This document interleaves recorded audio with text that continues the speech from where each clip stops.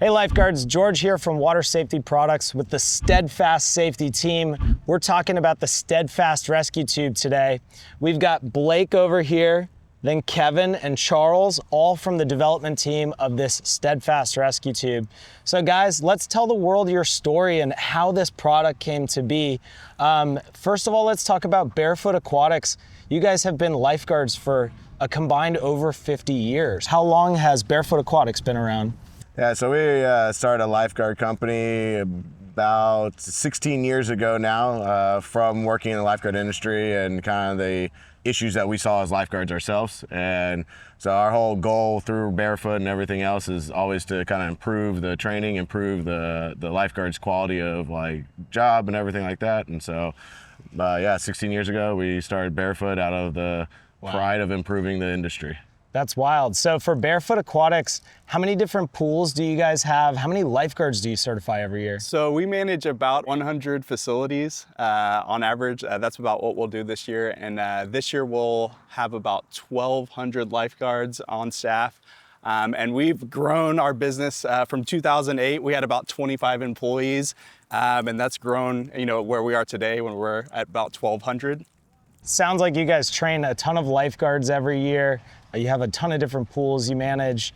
How long have each of you been lifeguarding? Let's start with Blake over here. So I've been a guard for about 20 years, and I've been an instructor for about 18 years. Wow. Yeah. What about you, Kevin?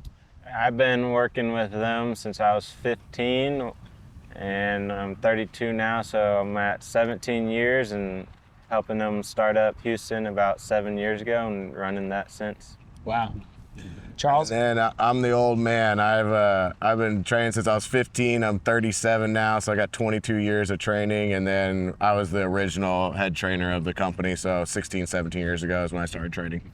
Wow. So it's without a doubt that you guys are tested and certified lifeguards, right? Yeah. And when did this concept of this rescue tube enter your brain? Whose idea was it? How did this first come about?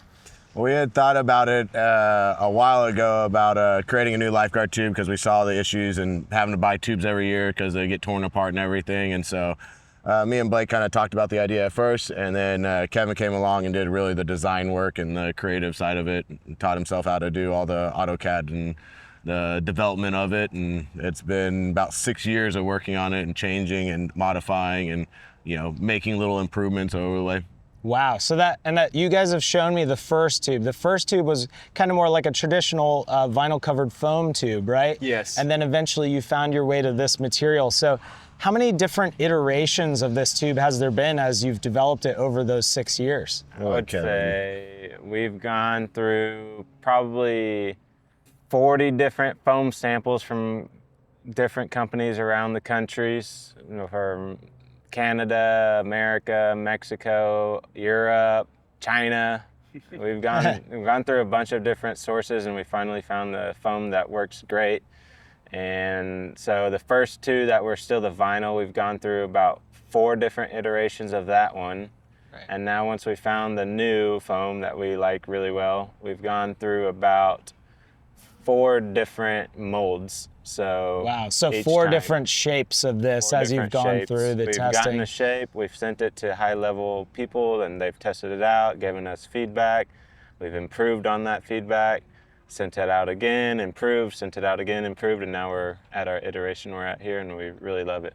So if we go back a little bit to that story, what was kind of the first thing, right? You mentioned the challenges with rescue tubes, guards picking at them, ripping them apart, but you also came up with such a unique shape and design.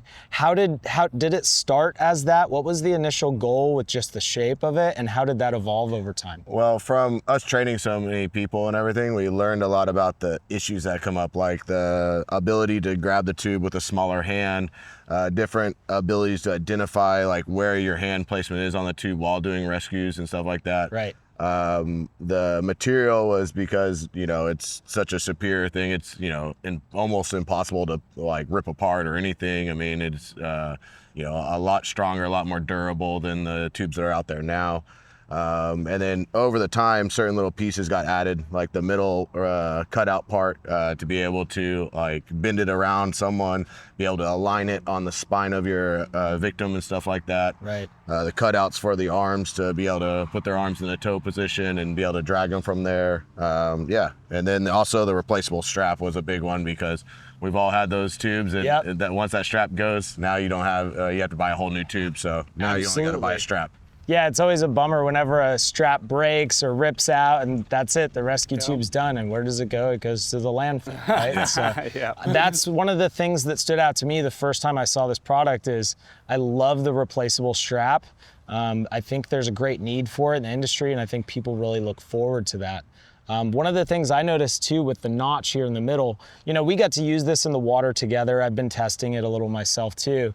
And I really love that notch, because if you're getting, let's say a person in distress on their back on the tube, it gives you a spot to sink them right into. Whereas traditionally, sometimes with a normal rescue tube, it can be a little bit tougher to wrangle when you're new and you're learning how all that works, right? So that notch in particular gives you a place to, what I say is like cradle the victim or the guest in distress on the rescue tube. Yep. Yeah, absolutely. So this is one of the, you said how many iterations got you to this one on this foam? 3 or 4? 4. Yeah, 4? Right.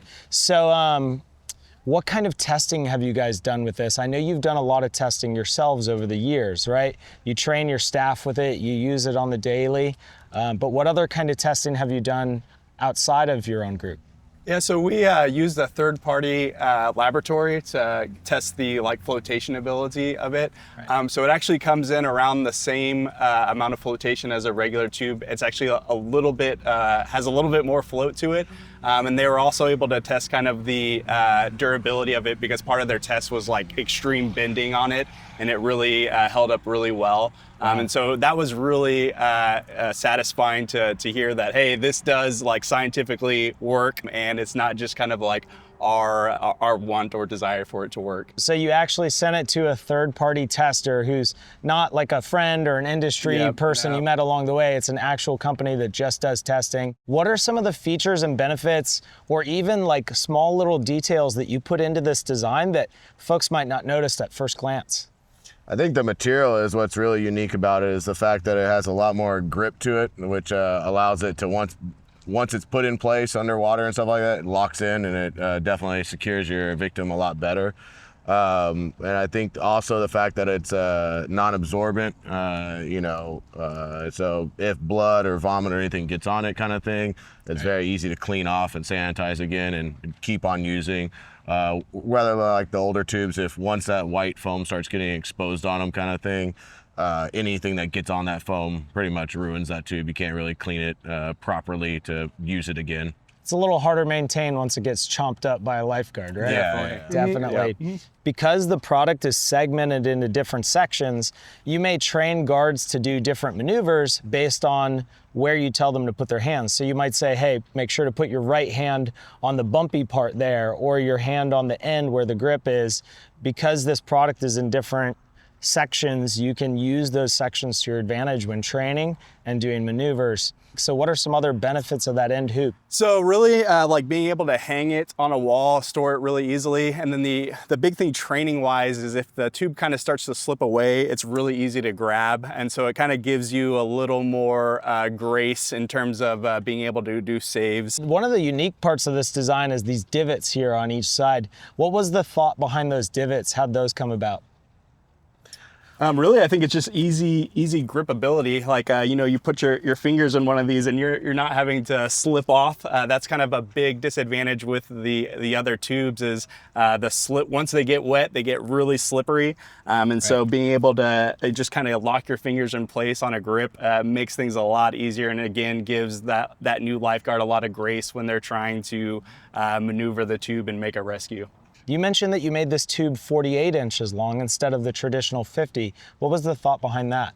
The problem with it is a lot of tubes are too small, and then we got tubes that are too big kind of thing. Right. And so we tried to find a little happy medium space where we still get the floatability that works really well, but also a little bit more maneuverable in the water, and especially works well with the smaller frame of a teenager lifeguard, stuff like that. That Yeah, and we makes figured sense. you could save some money as like a slide height measuring tool as well. So Okay, so if it's, go ahead and turn it vertical and show them since it's 48 inches tall, you know, it's better probably to have a height stick, Yeah, but you yeah, could, in a if your pinch. slide height is 48 inches in a Yeah. pinch, it's 48. Yeah. Or if you catch a fish that's 48 inches, you got it right there. Yeah, there you go. Yeah, I absolutely love the thought that went into that. And looking at the dimensions of this, the length, width, and height, length being the 48, the width and the height are pretty similar to normal rescue tube, but it does have these angles built into it, which also help with the hydrodynamics of it, how it moves through the water, and it does shave off a little of that excess too, which is super cool. I do like that you put the guard into it, molded into it, so that's always there. I think the middle feature is really cool just because it gives you a target now to aim to align the tube on a victim, rather than before you're kind of just putting this big solid block under them, and you know, this gives you a target to aim towards that spine, get them into that good position so that you don't have to question if your victim's on the tube locked and loaded, and you can do your save confidently. Yeah, I feel like the convenience there of getting the person in the right position first try is going to be tremendously helpful to lifeguards all around the world. All right, guys, well, this has been awesome hearing your story, hearing about your product. I know from the team at Water Safety Products, we look forward to getting your product out there in the hands of lifeguards around the world. And I can't thank you enough for taking the time to talk about this with us today. Yeah, thank you. Thank you. Appreciate it. All right.